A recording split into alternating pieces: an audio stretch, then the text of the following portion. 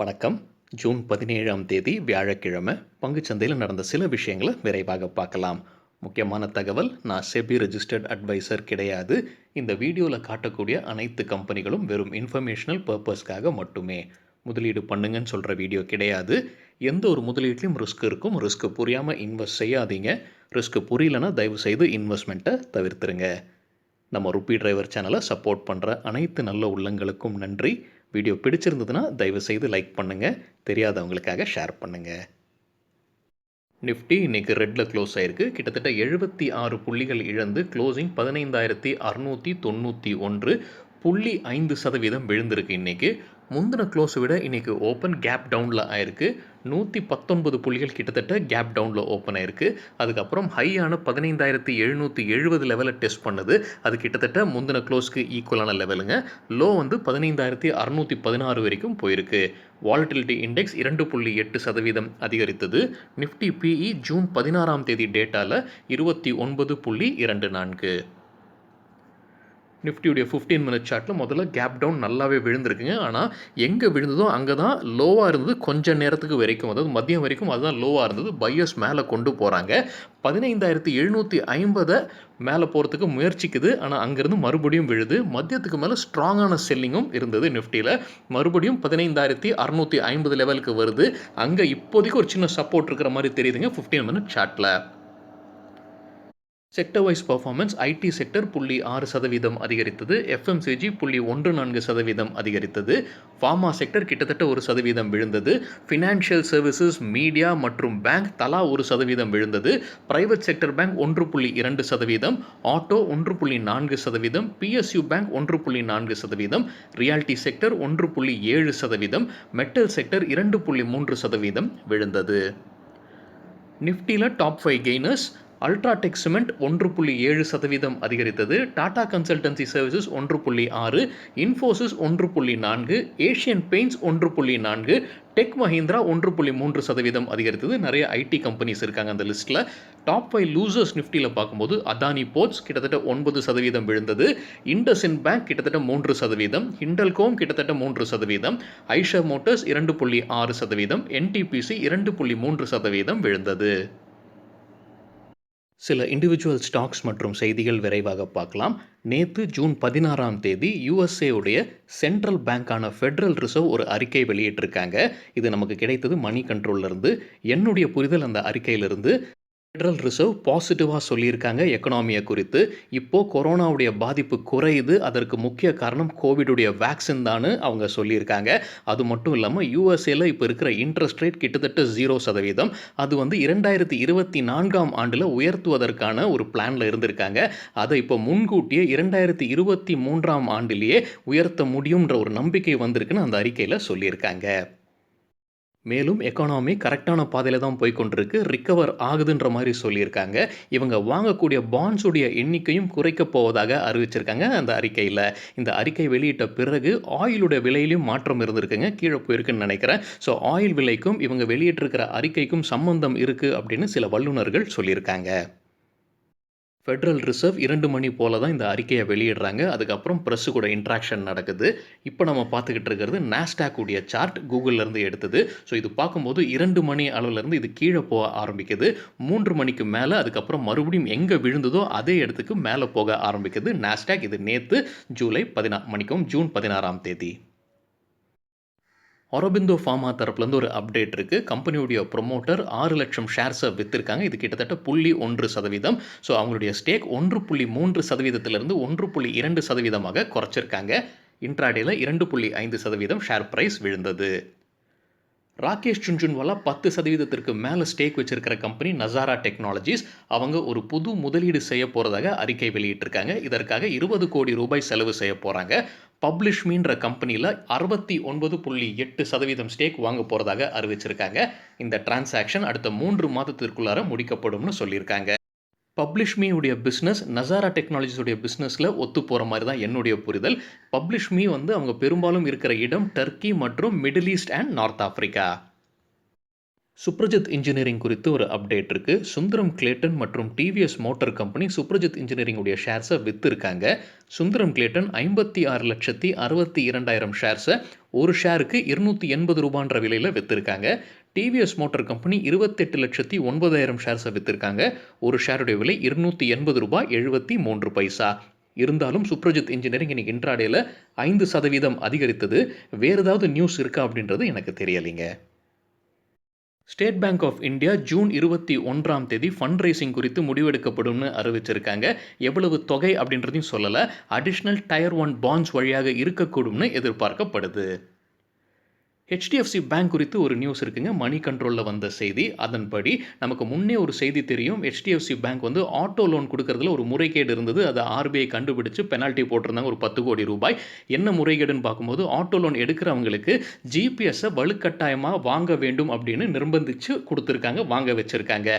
இப்போ வந்து அவங்க என்ன சொல்லியிருக்காங்க பேங்க் தரப்பில் இருந்ததுன்னா, அந்த ஜிபிஎஸ் விற்றதில் கிடைத்த கமிஷனை யாரெல்லாம் அந்த லோன் எடுத்தாங்களோ அவங்களுக்கே திருப்பி அளிக்கப்படும்னு சொல்லியிருக்காங்க. இது சில பேர் மத்தியில் ஒரு சலசலப்பை ஏற்படுத்தியிருக்கு. ஏன் கமிஷனை மட்டும் ரிட்டர்ன் பண்ணுறீங்க? யாருக்கெல்லாம் அந்த ஜிபிஎஸ் தேவையில்லையோ அந்த ஜிபிஎஸ்ஸை வாங்கிட்டு அதற்குரிய தொகையை ரிட்டர்ன் பண்ணுங்க, இல்லை ரீஃபண்ட் பண்ணுங்க அப்படின்ற மாதிரி சொல்லியிருக்காங்க. கிட்டத்தட்ட ₹18,000 வரைக்கும் துவக்க விலையாக இருந்திருக்கு அந்த ஜிபிஎஸ் உடைய மதிப்பு. விப்ரோ தரப்புலேருந்து ஒரு அப்டேட் இருக்குது. கம்பெனி ஃபண்ட் ரைஸ் பண்ண போகிறாங்க. $750 மில்லியன் 5 வருட பாண்டு மாதிரிங்க. ஸோ 2026ஆம் ஆண்டில் மெச்சூர் ஆகும். என்ன இன்ட்ரெஸ்ட் கொடுக்குறாங்கன்னு பார்க்கும்போது 1.5% மட்டுமே $டாலர்ஸில் கொடுக்குறாங்க. வரப்போகிற பணத்தை வச்சு கம்பெனி இருக்கிற கடனை அடைக்கிறதுக்கும் ஜென்ரல் கார்ப்பரேட் பர்பஸ்க்கு பயன்படுத்துவோம்னு அறிவிச்சிருக்காங்க. கோடெக் மஹிந்திரா பேங்க்குடைய சப்சிடரி கம்பெனியான Kotak Mahindra Life Insurance Company தரப்புலேருந்து ஒரு அப்டேட் இருக்குது. கம்பெனி மே மாதத்தில் நிறைய கிளைம்ஸ் வந்திருக்குன்னு சொல்லியிருக்காங்க. கோவிட் காரணமாக அதெல்லாமே செட்டில் செய்து வந்து கொண்டு இருக்கிறோம்னு அறிவிச்சிருக்காங்க. இதனால் அடுத்த குவார்ட்டரான அதாவது ஏப்ரல் மே ஜூன் குவார்ட்டருக்கு நஷ்டம் ஏற்படுவதற்கான வாய்ப்புகள் அதிகம். ₹225 கோடியிலிருந்து ₹275 கோடி வரைக்கும் நஷ்டமாவதற்கு வாய்ப்புகள் இருக்குன்னு அறிவிச்சிருக்காங்க. ஸோ அதற்காக ப்ரொவிஷனிங் செய்கிறாங்க போல தெரியுதுங்க. இன்ட்ராடேல 1.4% விழுந்தது கம்பெனியுடைய share price. Welspun Enterprises Limited அவங்க குவார்ட்டர்லி ரிசல்ட் மற்றும் டிவிடெண்டை வெளியிட்டிருக்காங்க. அதன்படி டிவிடெண்ட் ஒரு ஷேருக்கு ₹1.50 நிர்ணயிச்சிருக்காங்க. இன்ட்ராடேல 6.6% விழுந்தது கம்பெனியுடைய share price. KEC International Limited அவங்களுக்கு இக்ரா கொடுத்துருக்கிற கிரெடிட் ரேட்டிங்கை வெளியிட்டிருக்காங்க. அதன்படி லாங் டேர்ம் ₹2,400 கோடி மதிப்பிற்கான ஒரு டெப்ட் இன்ஸ்ட்ருமெண்ட்டுங்க. அதற்கு AA- கொடுத்துருக்காங்க. முன்னே அதே தான் இருந்தது, அதை மறுபடியும் அதுவே கொடுத்துருக்காங்க. 14,600 கோடி மதிப்பிற்கான லாங் டேர்ம் டெப்ட் இன்ஸ்ட்ருமெண்ட்டுக்கு AA-, அதுவும் முன்னே AA- தான் இருந்தது, இப்போவும் அதே தான் கொடுத்துருக்காங்க. ஆஷியானா ஹவுசிங் லிமிடெட் தரப்புல வந்து ஒரு அப்டேட் இருக்குது. கம்பெனி குர்கானில் ஒரு புது ப்ராஜெக்ட் ஆரம்பிக்கிறதுக்கு 22 ஏக்கர்ஸை வாங்கியிருக்கிறதா அறிவிச்சிருக்காங்க. இன்ட்ராடேல 3.5% அதிகரித்தது.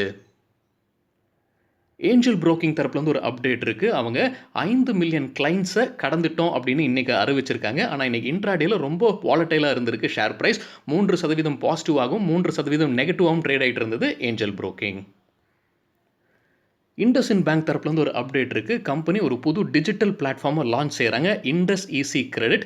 இது வழியாக மக்களுக்கு பர்சனல் லோன் மற்றும் கிரெடிட் கார்ட்ஸ் அப்ளை செய்கிறது ஆன்லைன் வழியாகவே பண்ண முடியும்னு அறிவிச்சிருக்காங்க. ஸ்பந்தனா ஸ்பூர்த்தி ஃபினான்ஷியல் லிமிடெட் அவங்க ஃபண்ட் ரைசிங் குறித்து ஒரு அப்டேட்டுங்க. ₹337.5 கோடி ஃபண்ட் ரைசிங் பண்ணுறதுக்கு ஒப்புதல் வழங்கியிருக்காங்க. பெரும்பாலும் நான் கன்வெர்ட்டபிள் டிபென்ச்சர்ஸ் வழியாக இருப்பதற்கான வாய்ப்புகள் இருக்குது. 30 மாதம் டியூரேஷன். என்ன இன்ட்ரெஸ்ட் ரேட் அப்படின்றது எனக்கு தெரியலைங்க. இருந்தாலும் இந்த வீடியோ சேர நேரத்தில் 2.2% ரெட்ல ட்ரேட் ஆகிட்டு இருந்தது share price. Federal Bank fund raising குறித்து ஒரு ஒப்புதல் வழங்கியிருக்காங்க கம்பெனியுடைய போர்டு. இன்றைக்கி இன்ட்ராடேல 1.8% அதிகரித்தது. என்ன ஃபண்ட் ரைசிங்னு விரைவாக பார்க்கலாம். ப்ரிஃபரன்ஷியல் இஷ்யூ வழியாக ₹916.2 கோடி ரைஸ் பண்ணுறதுக்கு ஒப்புதல். அது மட்டும் இல்லாமல் ₹4,000 கோடி வரைக்கும் ரைட்ஸ் வழியாக அல்லது ப்ரைவேட் பிளேஸ்மெண்ட்ஸ் வழியாக அல்லது ஃபாரின் கரன்சிஸில் ரைஸ் பண்ணலாம்ன்ற ஒப்புதல். அப்புறம் ₹8,000 கோடி வரைக்கும் அடிஷ்னல் டயர் 1 அல்லது டயர் 2 பாண்ட்ஸ் வழியாக ரைஸ் பண்ணலாம்ன்ற ஒப்புதல் வழங்கியிருக்காங்க. ஓரியண்டல் ரெயில் இன்ஃப்ராஸ்ட்ரக்சர் அவங்களுக்கு கிடைத்த ஆர்டர்ஸ் குறித்து ஒரு அப்டேட் வெளியிட்டிருக்காங்க. கிட்டத்தட்ட ₹32.9 கோடி மதிப்பிற்கான ஒரு ஆர்டர் பிரெய்த்வைட் அண்ட் கம்பெனி கிட்டேருந்து கிடச்சிருக்கு. இன்றைக்கி இன்ட்ராடேல 5.8% இந்த கம்பெனியுடைய ஷேர் பிரைஸ் அதிகரித்தது. தைரோகேர் டெக்னாலஜிஸ் குறித்து மணி கண்ட்ரோல் ஒரு செய்தி வந்திருக்குங்க. இது அன்கன்ஃபர்ம்டு செய்தி. தைரோகேர் டெக்னாலஜிஸ் உடைய அதிகாரப்பூர்வ அறிவிப்பு இன்னும் வரல. ஃபார்ம் ஏசி கம்பெனி 7,000 கோடி ரூபாய்க்கு தைரோகேரை வாங்குவதற்கான ஒரு முயற்சி இருக்கு. பேச்சுவார்த்தை நடந்துகிட்டு இருக்கு அப்படின்றது தான் அந்த செய்தியில. இன்னைக்கு இன்ட்ராடேல 5.5% அதிகரித்தது தைரோகேர் டெக்னாலஜிஸ் உடைய ஷேர் பிரைஸ். டிபி கார்ப் அவங்க ரிசல்ட் மற்றும் டிவிடெண்ட் வெளியிட்டிருக்காங்க. ஷேர் மார்க்கெட் முடிகிற நேரத்தில் தான் ரிசல்ட் வந்ததுன்னு நினைக்கிறேங்க. இன்ட்ராடேல 5% அதிகரித்தது. ஆனால் இந்த வீடியோ சேர நேரத்தில் ஃப்ளாட்டாக இருந்தது ஷேர் பிரைஸ். டிவிடெண்டாக ஒரு ஷேருக்கு ₹3 நிர்ணயிச்சிருக்காங்க கம்பெனி. லியூபின் தரப்புலேருந்து ஒரு அப்டேட் இருக்குது. கம்பெனிக்கு அவங்களுடைய ஒரு மருந்துக்கு US FDA அப்ரூவல் கிடச்சிருக்கு.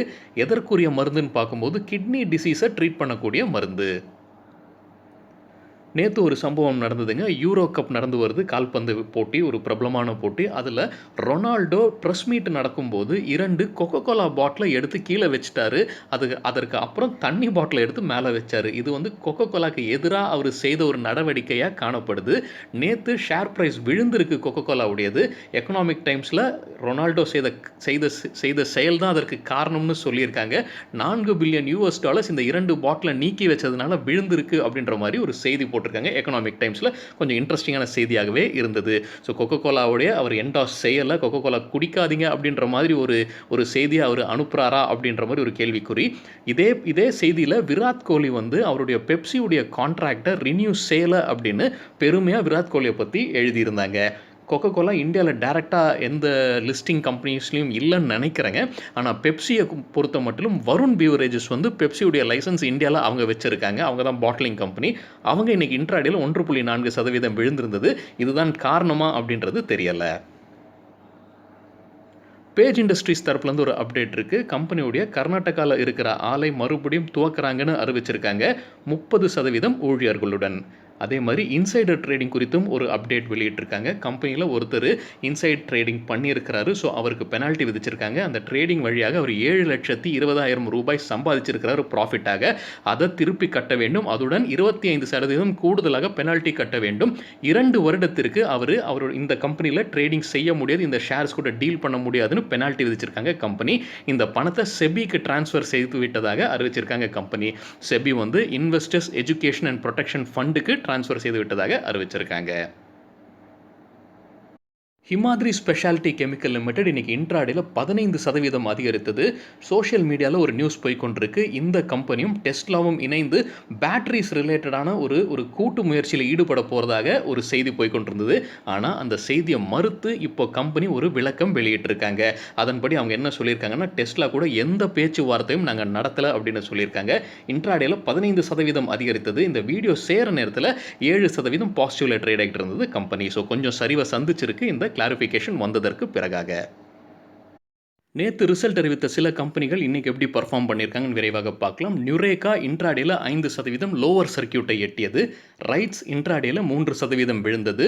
சொமானி செராமிக்ஸ் இன்ட்ராடேல 14.5% அதிகரித்தது. வெல்ஸ்பன் என்டர்பிரைஸ் இன்ட்ராடேல 6.6% விழுந்தது. கக்காட்டியா சிமெண்ட்ஸும் இன்ட்ராடேல 6.4% விழுந்தது. சரிங்க, இதுதான் சில விஷயங்கள் என்னுடைய பார்வைக்கு எட்டியது. உங்களுக்கு ஏதாவது இன்ட்ரெஸ்டிங்கான விஷயம் தென்பட்டிருந்ததுன்னா தயவு செய்து பகிர்ந்து கொள்ளுங்க. நன்றி.